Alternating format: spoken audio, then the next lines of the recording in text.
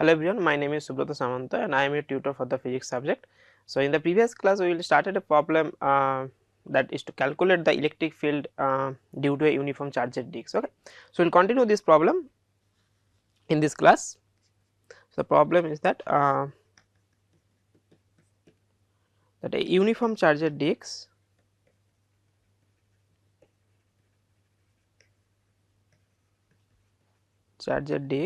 of radius r with a total charge q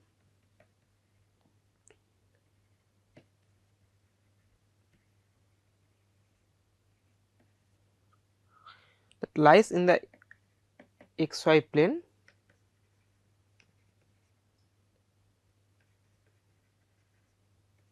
okay, and find the electric field at a point P along the z axis that passes through the center of the disc perpendicular to its plane.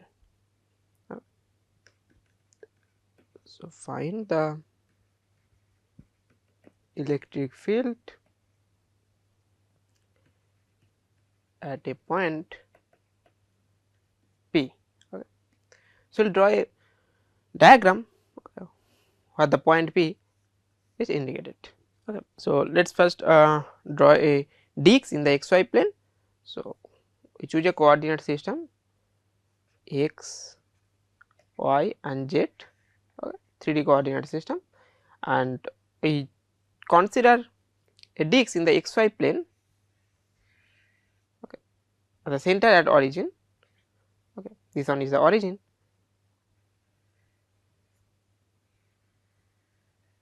and this is the disc. Okay. It is not a ring, okay, it is a disc, and we calculate the electric field at point P. So, we denoted the point P on the z axis and the distance from the origin is z. Okay. So, in order to calculate the electric field at point P, so in the as same in the previous problem, so we first consider a small strip. Okay. So, in this case we consider a ring. Okay. So, we consider a ring, concentric ring. So, concentric means that, so we consider a concentric rings, that means the center of the ring and the center of the disc must be coincident. Okay. So, let us consider a concentric uniformly charged disc. So, let us consider a concentric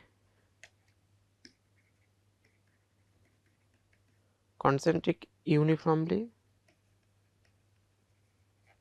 charged rings, right.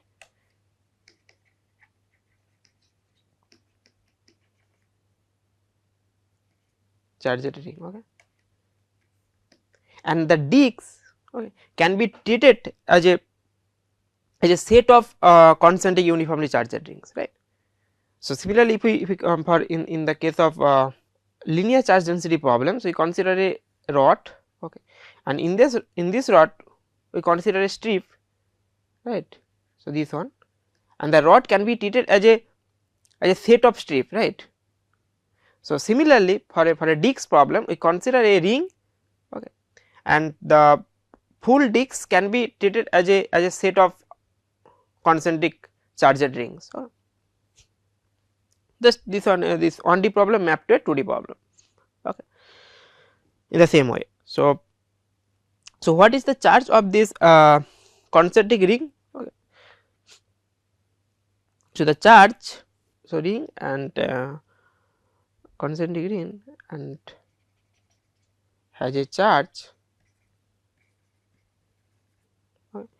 dq becomes sigma times 2 pi. So, let us denote the radius of this ring r prime, okay, and the strip is, sorry, the width of the ring is dr prime. Okay. So, r prime dr prime.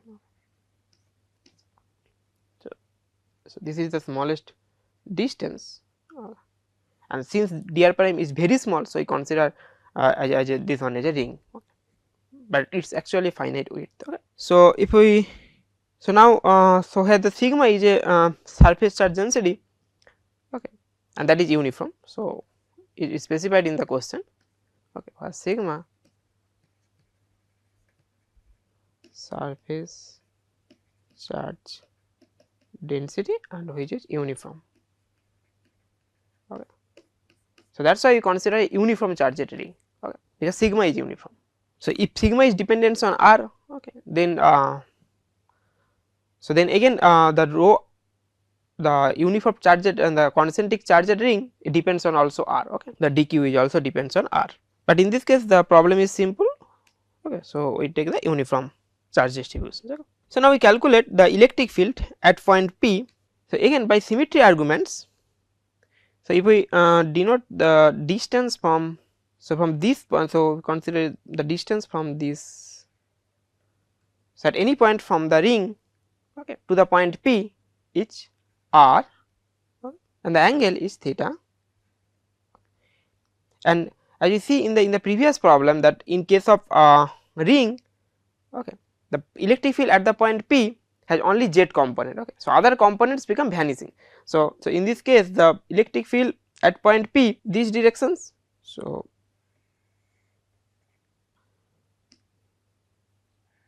these directions, okay, and similarly for the opposite to this point, okay, due to this point the electric field these directions, okay, and the only non-zero component is the z component. So, this component become vanishes.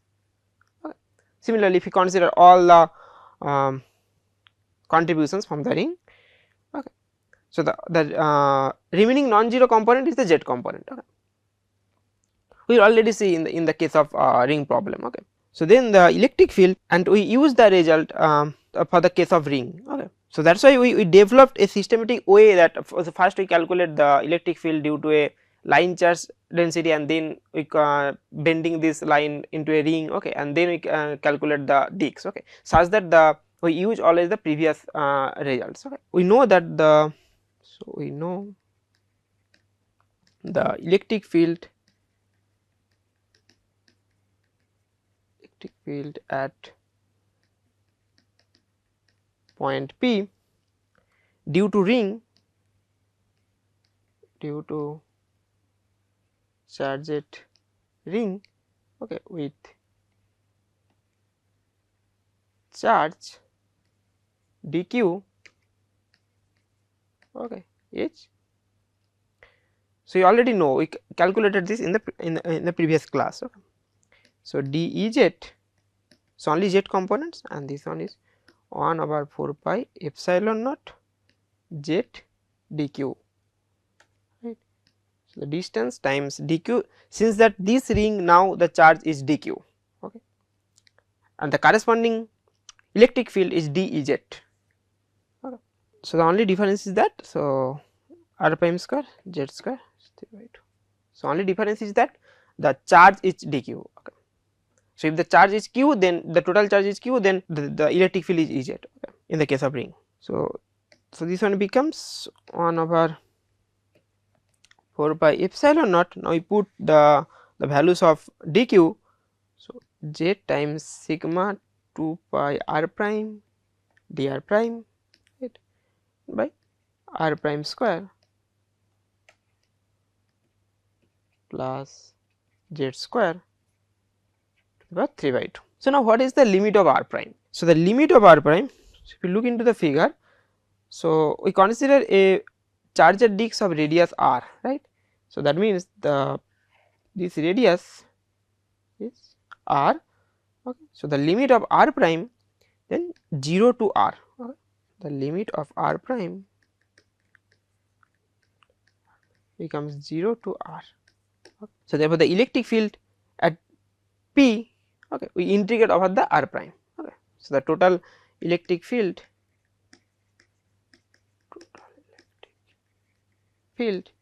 at point P is Ez, so is the integrate over dEz, right. So, first we consider a small element, and we calculate the electric field due to this, okay, and then we integrate. So, this becomes just plugging into this. So, sigma z over 4 pi cancel. So, 4 epsilon naught, right, times 0 to r prime dr prime, okay. So, this 2 also cancel. So, this one is 2 epsilon naught and then r prime square z square 3 by 2, okay. So, now we, so in order to solve this integral we change the variable, okay. So, choose the variable u, new variable, this becomes r prime square plus z square, okay, and this one is u, okay. So, then du, so z is constant, okay, I think. So, in this case z is a fixed distance, okay. So, you consider z as a constant, okay, for a fixed distance, for a fixed point p from the center to a fixed point p. So, z is constant. So, then du becomes 2 r prime dr prime, okay. And so, now what is the limit of then? So, when r prime equals to 0, this implies that u z square, and when r prime r, u is r square plus z square, right. So, now the limit is changed, and the integral becomes, so Ez, so the integral becomes sigma z over 4 epsilon naught, okay, times z square by z square plus r square, right, and then integrate over du by 3 by 2, right, okay. So, now this looks like a simple expressions, okay, in terms of u, and we also change the limit of the integrations. So, then it is easy to solve this integral, okay, just you know that what is the result of these integrations, okay. So, sigma z over 4 epsilon naught times u to the power minus half divided by minus half, right, and the limit is z square to z square plus r square, upper limit and lower limit. So, finally got this minus sigma z over 2 epsilon naught 1 over root over of r square plus z square minus 1 over z square, right. So, now the interesting is that, so sigma over 2 epsilon naught, right, by, so multiply with the minus sign. So, this one comes first. So, 1 over, so z over mod z. So, this mod is important, okay. So, whenever taking a square root of z square, it has become a plus z or minus z, okay. So, in principle this is the mod z, and minus z over r square plus z square in the square root, okay. So, remember this mod sign is important, okay. So, this is the result, okay. So, now, so this result can be written separately for z greater than 0 or z less than 0, because in this case we choose z from the origin to the z axis, right, but in principle z can take in any directions, negative or positive, okay. So, this result is independent of the direction, okay, positive or negative. So, for z greater than 0, Ez is, so now for z greater than 0, the mod z value is z, right. So, sigma over 2 epsilon naught times 1 minus z by square root of r square plus z square, and for z less than 0. So, now in this case mod z value, so mod z value becomes minus z, right. So, then the Ez sigma over 2 epsilon naught minus 1 minus z over square root of r square plus z square. So, this mod z actually encoded the the directions. Okay. So, if we take z less than 0, that means the below the plane of the charged disks. Okay. So, below the plane of the charged disks or the above point, any point. Okay. So, the interesting point that if we calculate the difference between these two values of Ez, okay, so there is a finite discontinuity. Okay. So, that means, okay, so we will come into this point. So, first plot these expressions as a functions of z. Okay. So, we plot this. So, we plot